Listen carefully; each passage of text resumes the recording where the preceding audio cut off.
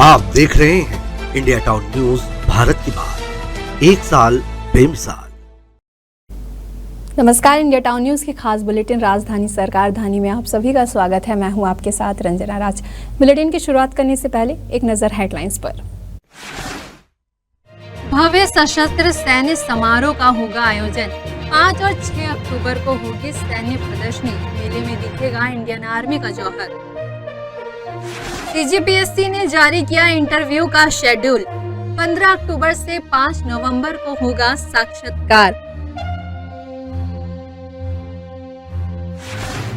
जर्जर भवन में भविष्य गढ़ रहे बच्चे, कभी भी हो सकता हादसा, जिम्मेदार अधिकारी बैठे खामोश।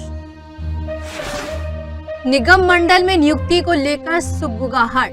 सीएम विष्णुदेव साय 6 अक्टूबर को जाएंगे दिल्ली। गृह मंत्री अमित शाह से करेंगे मुलाकात।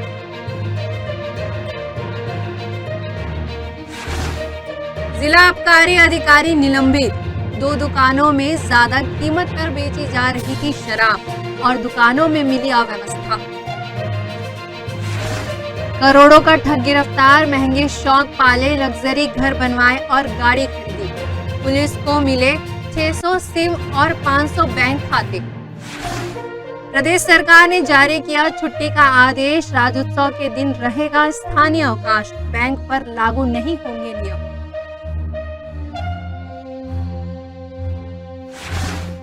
मां दुर्गा की प्रतिमा को दिया गया फाइनल टच। धूमधाम से मां दुर्गा का किया गया स्वागत। पालकी पर सवार होकर आई माता।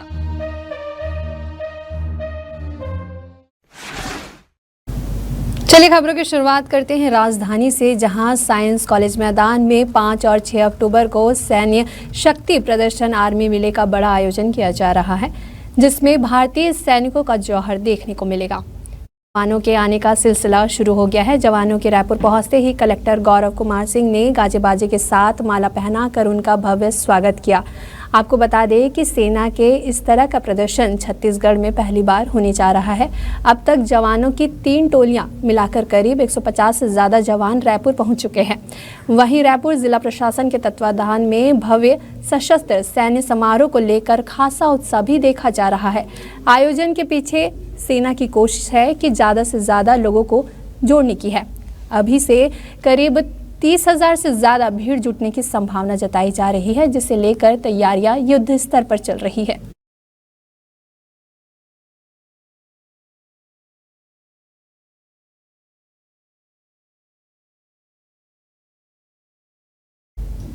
छत्तीसगढ़ लोक सेवा आयोग ने जून 2023 में चयनित अभ्यर्थियों के लिए साक्षात्कार की तारीख जारी कर दी है। वहीं साक्षात्कार 15 अक्टूबर से 5 नवंबर तक होगा।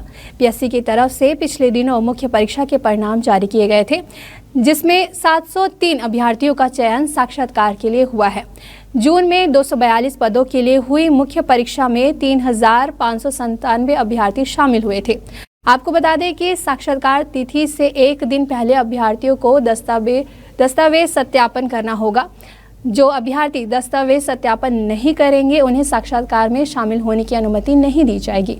कोरोना संक्रमण के समय जिस तरह से अभ्यर्थियों को मास्क और सैनिटाइजर के साथ बुलाया गया था, वैसे ही गाइडलाइन जारी की गई है। आपको बता दें कि राज्य सेवा प्रारंभिक परीक्षा 11 फरवरी को हुई थी, जिसमें 1,98,000 से अधिक अभ्यर्थी शामिल हुए थे। मुख्य लिखित परीक्षा 24, 25, 26 और 27 जून को आयोजित की गई थी।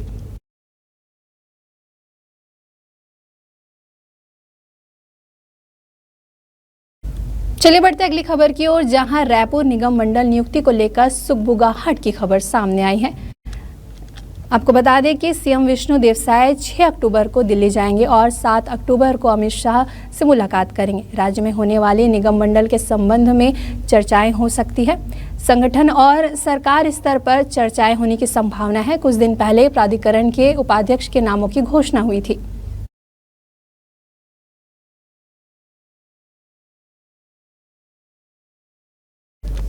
पूरे देश में नवरात्रि का पर्व बड़े ही हर्षोल्लास के साथ मनाया जाता है। छत्तीसगढ़ में भी नवरात्रि की तैयारी पूरी कर ली गई है। रायपुर में मां दुर्गा की प्रतिमा को अंतिम रूप दिया गया है। नवरात्रि में शहर के विभिन्न स्थानों में पंडाल का भव्य निर्माण किया गया है, जहां धूमधाम से मां दुर्गा को स्थापित किया गया है। चलिए आपको भी दिखाते हैं हमारी इस खास रिपोर्ट में। पूरे देश में नवरात्रि की धूम है, जहां शहर और गांव के देवी मंदिरों में साज सज्जा बड़े ही भव्य तरीके से की गई है। वहीं मां के मंदिरों में नवरात्र के दिनों में ज्योति कलश प्रज्वलित करने की तैयारी भी की गई है। इसके साथ ही पंडालों में मां दुर्गा के स्थापना के पहले मूर्ति कलाकारों के द्वारा मूर्तियों को अंतिम रूप दिया गया। मूर्तिकार ने बताया कि वह मिट्टी की मूर्तियां बनाते हैं। पिछले कई दशक से वह मूर्तियां बनाने का काम कर रहे हैं, जहां भगवान गणेश के साथ भगवान शंकर जी और मां दुर्गा की प्रतिमा बनाई गई। मूर्तियाँ देख रहे हैं आप इधर, यहाँ भी जो है अंदर में बहुत सारी सुंदर सुंदर मूर्तियाँ जो है बनाई गई है, जो पंडालों की शोभा बढ़ाएंगी। और नवरात्र श्रद्धालु जो है 9 दिन काफ़ी आस्था से जो है पूजा पाठ करते हैं और जो है प्रतिवर्ष जो है 9 दिन जो है पूरे अच्छे तरीके से जो है नवरात्रि का पर्व हर्षोल्लास के साथ मनाया जाता है। ये भैया हैं जो मूर्ति बनाते हैं और इन्होंने बहुत सारी मूर्तियाँ बना के यहाँ मतलब यहाँ से बनी हुई मूर्तियाँ कई पंडालों तक गई हुई है राजधानी के। भैया से भी बात करते हैं, कितनी मूर्तियाँ बनाए होंगे इस साल आप लोग? इस साल माता का तो कम ही बनाते हैं, 20-25 के आसपास बनाया था और गणेश जी का 60-65 के आसपास। आप लोग जो है अच्छी अच्छी आकृतियाँ देते हैं और बहुत यहाँ से जो है कई सारी मूर्तियाँ जो है राजधानी रायपुर के जो है कई कोनों पे जाती है, तो इसे आप लोग कैसे देखते हैं? अच्छा लगता है कि हमारे माना केंद्र से जो है मूर्तियाँ जाते हैं और वो विभिन्न जगह पे यहाँ से बिलासपुर भी जाते हैं और दूर दूर यहाँ से आप बड़ौदा बाजार बोलो पूरा क्षेत्र में जाता है, तो अच्छा लगता है। मेरे को अच्छा भी लगता है कि चलो हम माना केंद्र का जो एक नाम हो रहा है, रायपुर का एक नाम हो रहा है। और 9 दिन जो है पूरे हर्षोल्लास से जो है त्यौहार जो है मनाया जाएगा। और ये भैया थे जिन्होंने हमें जो है पूरा विस्तार से बताया कि इन्होंने जो है बहुत सारी मूर्तियां बनाई हैं और वो मूर्तियां रायपुर के अलग अलग पंडालों में स्थापित की गई हैं। आपको बता दें कि रायपुर स्थित माना में मूर्तिकारों के द्वारा बनाई गई मूर्तियां जिले सहित पूरे प्रदेश में प्रसिद्ध है, जहां भक्त दूर दूर से माता की मूर्तियां लेने आते हैं। वहीं माता की मूर्ति लेने आए भक्तों में काफी उत्साह नजर आया। भाई कहाँ से हो? मैं कचना से हूँ, रायपुर कचना से, बाजार चौक के पास। ये मूर्ति हम वहीं पे स्थापित करते हैं। हर साल हम लोग हमारे समिति द्वारा सह दुर्गा उत्सव समिति के द्वारा स्थापित किया जाता है। और काफ़ी विधि विधान से पूजा वूजा आप लोग करते होंगे 9 दिन तक, है ना? और आप लोग यहाँ से जो है कैसे उसको ले जाएंगे और फिर वहाँ स्थापित की क्या समय अवधि है और कितने बजे तक उसको स्थापित करेंगे, और आप लोग के पंडालों में और किस प्रकार की व्यवस्थाएं रखी गई है वहाँ हमारे पंडाल लगभग तैयार हो चुके हैं। यहाँ पे हम मूर्ति लेके जाएंगे, उसके बाद पंडित जी जो है शाम को आएंगे 4 बजे के आसपास। उसके बाद पूजा वगैरह कार्यक्रम वगैरह करने के बाद वो फिर स्थापित हो जाएंगे। नवरात्रि जैसे ही पास आ गई है, लोग जो है अच्छे विधि विधान से जो है पूजा करने की तैयारियों में जो है जुट चुके हैं। और ये भाई लोग हैं जो मंदिर मूर्ति को ले जाएंगे और अपने जो है पंडालों में स्थापित करेंगे। कैमरामैन शैलेंद्र शर्मा के साथ मैं समीर दुबे, इंडिया टाउन रायपुर। वक्त हो चुका है एक छोटी सी ब्रेक का। खबरें और भी हैं, बने रहिए इंडिया टाउन न्यूज के साथ। पल पल बदलते राजनीति के मिजाज, प्रदेश की राजधानी रायपुर के साथ ही गरियाबंद, धमतरी, भाटापारा, महासमुंद और बलौदा बाजार की हलचल। क्या करने जा रही है सरकार? विपक्ष से किस बात पर तकरार? किसने किसको दी मात और किसने किसको पिलाया पानी? देखिए इंडिया टाउन न्यूज की खास पेशकश। राजधानी सरकार धानी, हर रात 7:30 बजे सिर्फ इंडिया टाउन न्यूज पर। ये संस्कारों की नगरी है, छत्तीसगढ़ के सरोकारों की नगरी है।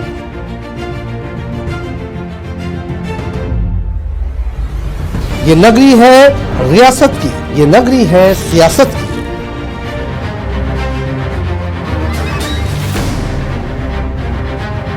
संस्कार धानी के सरोकारों से अपडेट कराता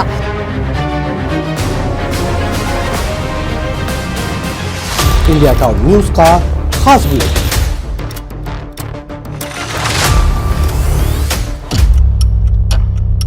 जिसमें शामिल होगी राजनांदगांव के साथ ही दुर्ग, भिलाई, कवर्धा, बेमेतरा, बालोद, मोहला, मानपुर, अंबागढ़ चौकी, खैरागढ़, छुई खदान और गंडई की सभी खबरें। देखिए हर रात 8 बजे हमर मयारू संस्कारधारी सिर्फ इंडिया टाउन न्यूज पर।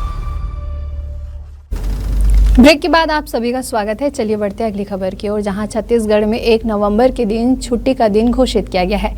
इसका आदेश गुरुवार को मंत्रालय से जारी कर दिया गया है। आदेश में कहा गया है कि छत्तीसगढ़ राज्य स्थापना दिवस के उपलक्ष्य में आगामी 1 नवंबर को छत्तीसगढ़ राज्य के समस्त शासकीय कार्यालयों और संस्थानों के लिए स्थानीय अवकाश घोषित किया गया है। दरअसल 1 नवंबर 2000 को ही छत्तीसगढ़ प्रदेश की स्थापना हुई थी। इस दिन प्रदेश भर में शायद सरकार कई तरह के कार्यक्रम भी आयोजित करेगी। नवा रायपुर में भी बड़े समारोह की तैयारी की जा रही है। बता दें कि स्थानीय अवकाश बैंक, कोषालय, उप कोषालय और अन्य वित्तीय संस्थाओं के लिए ये सरकारी फरमान लागू नहीं होगा। वहीं सामान्य प्रशासन विभाग ने ये आदेश प्रदेश के हर जिले में भेजा गया है।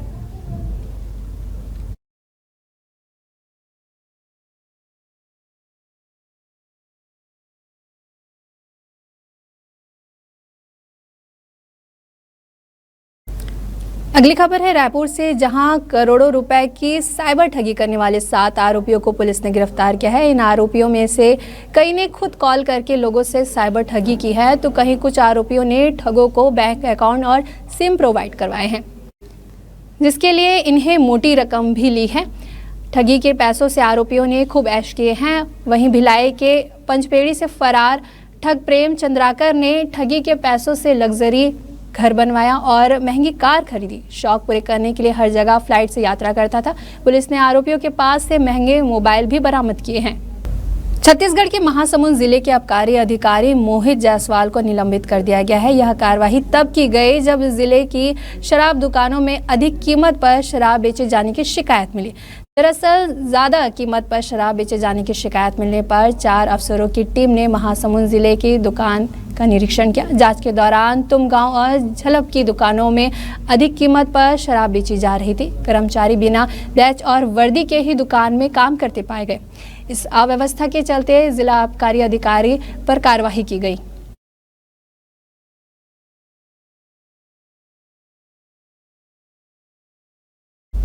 समाज के हर एक नागरिक को शिक्षित करने और शिक्षा गुणवत्ता में सुधार के उद्देश्य से सरकार लगातार प्रयास कर रही है, पर जिन भवनों में बैठकर बच्चे शिक्षा ग्रहण कर रहे हैं, उन भवनों की सुध कोई नहीं ले रहा है। जिले में संचालित विद्यालय भवनों का आलम यह है कि छात्र छात्राएं जर्जर भवन में बैठकर पढ़ाई कर रहे हैं। चलिए आपको भी हमारे इस खास रिपोर्ट में दिखाते हैं जर्जर भवन में अपना भविष्य गढ़ रहे मासूम बच्चे।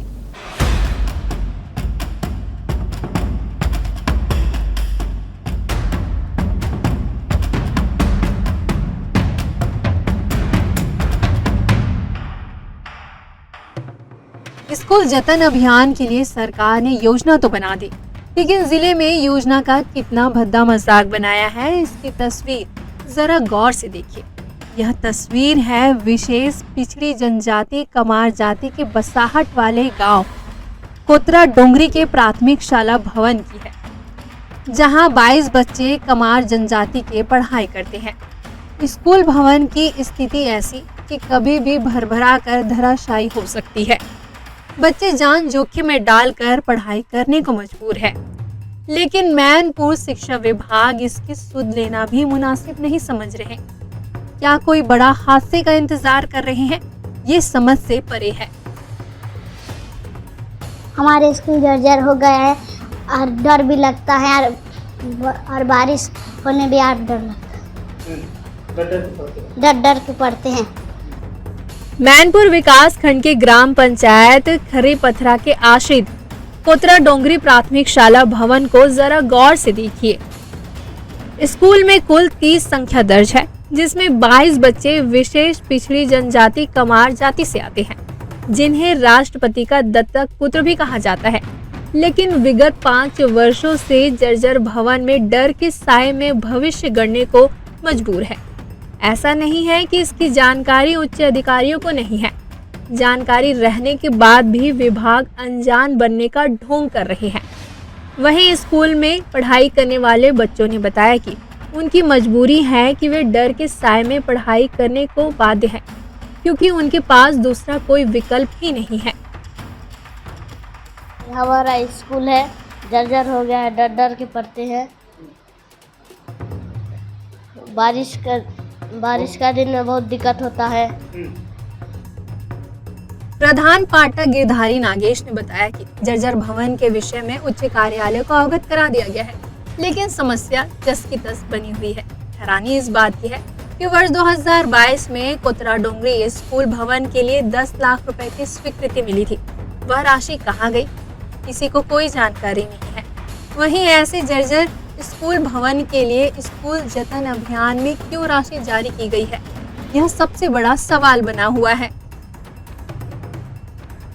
सर, स्कूल भवन की स्थिति एकदम दयनीय है, जर्जर स्थिति है। बरसात के दिनों में ऊपर पानी जम जाता है, 1 फीट से ज़्यादा पानी जम जाता है और बच्चे लोगों को बैठाने योग्य भी नहीं रहता जगह, हमेशा पानी टपकते रहता है। तो जगह न अभाव के कारण हम बच्चों को साइड में बिठा के लंच तक के, जैसे मध्याह्न भोजन वगैरह खिलाना है, तब तक के रोक के रखते हैं और ज़्यादा बारिश होने पर मजबूरन हमको छुट्टी करना पड़ता है। सर, इसकी जानकारी आप उच्च अधिकारी या अपने विभाग को दिए हैं? इसकी जानकारी कई बार दी गई है सर, और आज तक के इसका समाधान नहीं हुआ है। स्कूल जतन योजना में कुछ आया था यहाँ? नहीं आया था सर। कब से ऐसा दिक्कत हो रहा है? ये तो शायद पहले से है सर। मैं फरवरी 23 से मैं यहाँ आया हूँ। जब से आया हूँ तब से यहाँ की स्थिति सेम है।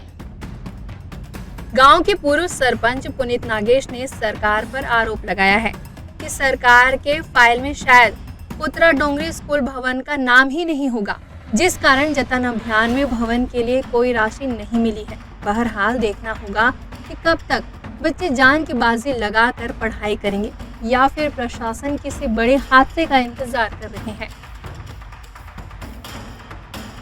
सरकार द्वारा स्कूल जतन योजना में करोड़ों रुपया योजना में पैसा आता है, लेकिन कोतरा डोंगरी स्कूल के लिए आज तक सरकार ना भूल गया होगा कि एक अंतिम छोर में कोतरा डोंगरी स्कूल भी है, लेकिन खरी पथरा कोतरा डोंगरी के लिए स्कूल की लेना आज पर्यंत सरकार द्वारा जर्जर बिल्डिंग के लेना आज तक किसी प्रकार की ध्यान नहीं दिए हैं। लेकिन यहीं पे अपना विकासखंड मैनपुर को भी हम बीओ ऑफिस में भी इनका शिकायत दर्ज किए थे और हम लोग कलेक्टर के पास भी ना शिकायत दर्ज किए हैं कि अपना कोतरा डोंगरी स्कूल जर्जर है, क्योंकि बारिश के दिन में यहाँ पे बहुत बच्चों को दिक्कत सामना करना पड़ता है कि हम लोग को भी डर लगता है कि बच्चों यहीं पे आके पढ़ रहे हैं, लेकिन कल के दिन कुछ अनहोनी हो जाता है तो कल के दिन ये सारा जिम्मेदारी अपना विभागीय शिक्षा विभाग हो, कलेक्टर हो और बीओ यहीं की जिम्मेदारी रहेंगी। मैनपुर विकास खंड के ग्राम पंचायत खरीपथरा के आश्रित कोतरा डोंगरी प्राथमिक विद्यालय में जर्जर भवन में पढ़ने के लिए मासूम मजबूर है। सैलाब ढहने से कभी भी कोई भी बड़ा हादसा हो सकता है। भय के साए में रोजाना छात्र छात्राएं स्कूल में पढ़ाई करते हैं। विभाग ग्रामीण क्षेत्रों में शिक्षा का बेहतर माहौल देने का दावा कर रही है, लेकिन जमीनी हकीकत कुछ और ही बयां कर रही है। वहीं ग्रामीणों का कहना है कि ग्राम पंचायत की तरफ से प्रस्ताव बनाकर संबंधित दस्तावेजों के साथ में भवन की स्वीकृति के लिए उच्च अधिकारियों को प्रेषित किया जा चुका है, जिसे कई साल बीत चुके हैं। इसके बाद भी किसी भी प्रकार का कोई भी ध्यान नहीं दिया जा रहा है। इंडिया टाउन न्यूज़ के लिए गरियाबंद से मोहन नेताम की रिपोर्ट।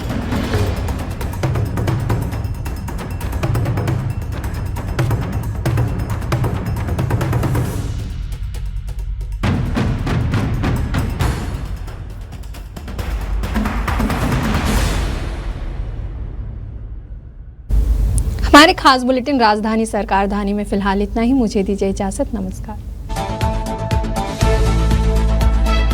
आप देख रहे हैं इंडिया टाउन न्यूज, भारत की बात, 1 साल बेमिसाल।